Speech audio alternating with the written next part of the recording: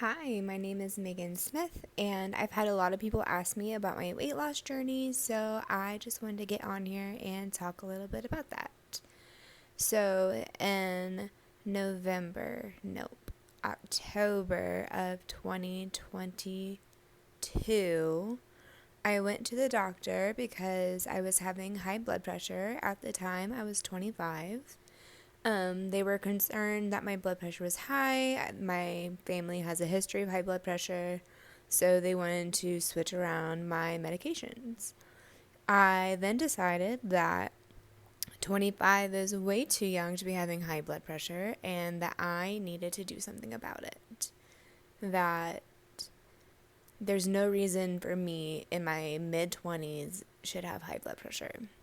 So the first thing that I decided to do was to listen to my stomach. I know a lot of you guys can agree that you were taught to clean your plate whenever you're eating, that you have to eat everything on it, and that if you have any leftovers and you are being wasteful. That is a mindset that I am still battling, but that I have gotten a lot better at. So I started simply with just listening to my stomach and stop eating whenever I'm actually full, and that it's okay to have leftovers or it's okay to throw away food. It is okay. That, again, is still a struggle for me because I don't like wasting things, but I would rather something be wasted than be put in my stomach to make me feel bad. So I started doing that for about a month or two, and then once I started getting better at that, then I started to eat under a calorie deficit. So if you don't know what a calorie deficit is, that is when you eat a certain amount of calories a day. And if you want to lose weight, then you want to eat at a deficit, or not necessarily a negative, but you want to eat under a certain amount in order to promote weight loss. So I have an app called MyFitnessPal that I have been using for years, like even when I lost weight the first time when I was 16. And you put in how much you weigh, what your goals are, and how much you want to weigh, and it gives you a calorie goal. So I started eating under that calorie goal. I also started just to be kind of more conscientious about the things I was eating. I never stopped eating anything. Other than I've been trying not to eat things with red dye, and I have not been eating sweet and low in my coffee because of the chemicals in it. But other than that, I have not taken away anything from my diet. I eat what I want to eat. In fact, my husband works at a pizza place, and we ate pizza the majority of the time. I just made sure I had the 1,000 calories for 2 slices of pizza. So yeah, just being mindful of how many calories you're eating. You will not realize how many calories you are eating a day, especially in your drinks. If you are a person that likes Starbucks, you will not even imagine how many calories are in your drinks. If I have a Starbucks drink, I know I'm not hitting my calorie goal unless I work out double that day. So just be really mindful about what you are putting into your body.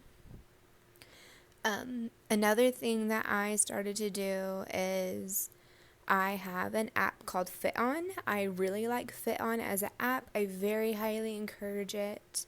It is an app that has exercises, and the thing that I like about it is that it has actual trainers. So it's kind of like FitOn or MyFitnessPal, where you put in how much you weigh, what your goal is, if you're either trying to lose weight or to tone, gain muscle, slim down. You put in what your goal is, and it gives you however many exercises you want a week to go towards that goal. So my goal is 3 FitOn exercises a week, and I wanted to focus on strength training. So I've been doing FitOn for at least 3 times a week. And again, I really like it because it has actual trainers that show you and go with you, and it's kind of like they're your personal trainers because you will see them on many different workouts, and it's kind of like you actually get to know them. And they're there and they show you modifications on if you're not sure how to do something, which really helped me in the beginning. I can definitely see from when I first started using FitOn, I think I started it before I decided to do the weight loss journey, but I didn't really take it seriously until then. And the workout, I could barely get through some of the workouts when I first started. And now I'm doing workouts mostly 5 times instead of 3. And just the mobility I have. I can jump now. I don't know, there's a lot of different things. I can kind of do a push-up where I couldn't even attempt to even do a push-up. I can now do a sit-up. I couldn't do a sit-up before because I didn't have the strength to do it. Like, I can see a difference in myself in the beginning of my workouts till now. Another thing that I did beside the strength training with weights was I bought a weighted hula hoop. So if you've seen those infinity hoops that were all over TikTok last year, I decided to buy one with the Amazon gift cards that I got for my students around Christmas time, and I bought myself a weighted hula hoop. Now, the weighted hula hoop, I will say, is super duper loud. My husband and my family hate it, but I love it because I think that's really what boosted my weight loss, was this infinity hoop or weighted hula hoop.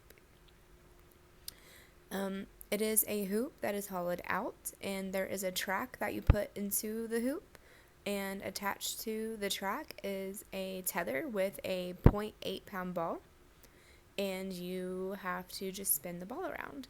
Now, my first few times, it was kind of hard to get the ball moving, and I had to really exaggerate my hips, but eventually you get into a rhythm, and it becomes a really fun way to do cardio without having to run, which honestly, who actually enjoys running? I definitely do not.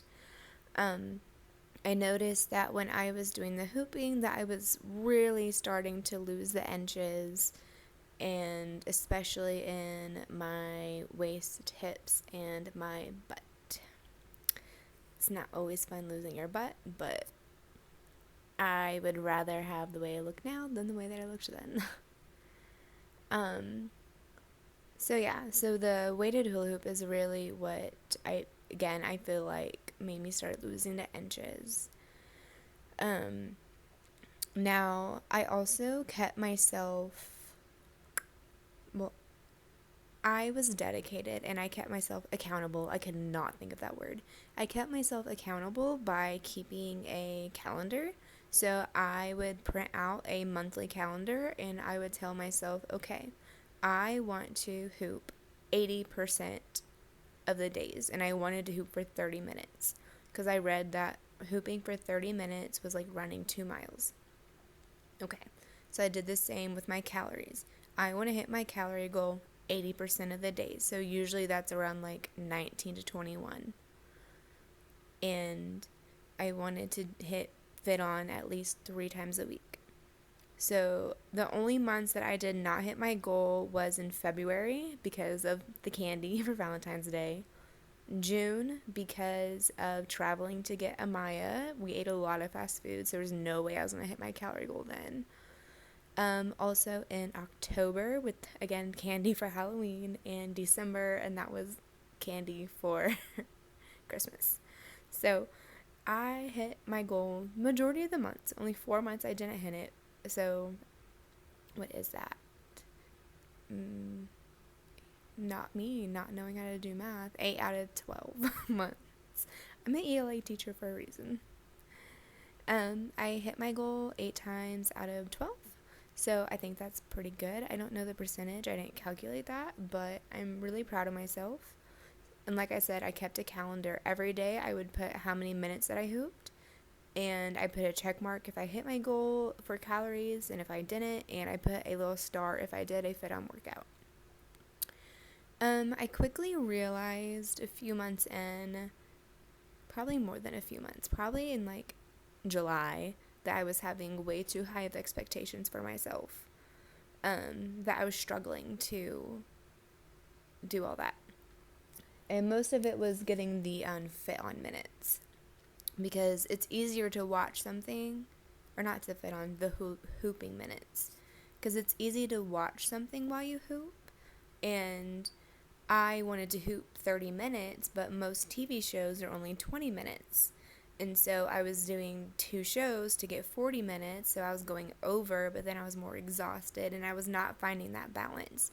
So I eventually found myself, instead of wanting to do 30 minutes a day, just hitting a goal for 20, because I'm still losing weight and I'm still hitting my goals. So that was something that I really had to adjust, was my expectations on that.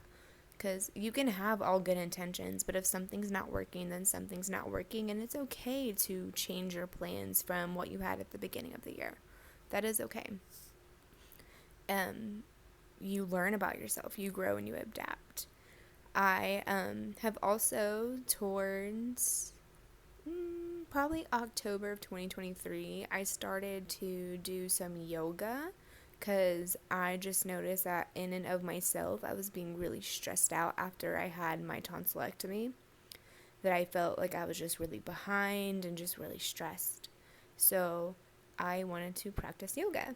So after I did my 3 workouts for FitOn, I started to look, and they have where you can look at different types of workout styles, and I was clicking on yoga and doing yoga. Now, for those of you that don't know, I have scoliosis, and yoga is not easy for me, but I am improving. At the beginning, it was so hard for me to fold into all those different positions. I was falling over. I did not have good balance. Like, I legitimately fell off my mat several times. But I got back up and I kept doing it. And now I usually do 2 to 3 yoga workouts a week as well.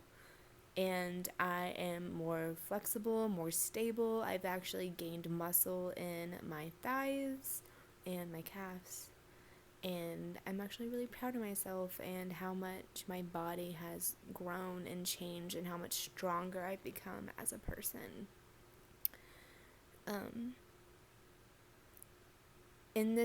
Since I started my journey, I've lost 65 pounds. I'm only 15 pounds away from my goal weight, so that is my goal this year, is to hit my goal weight.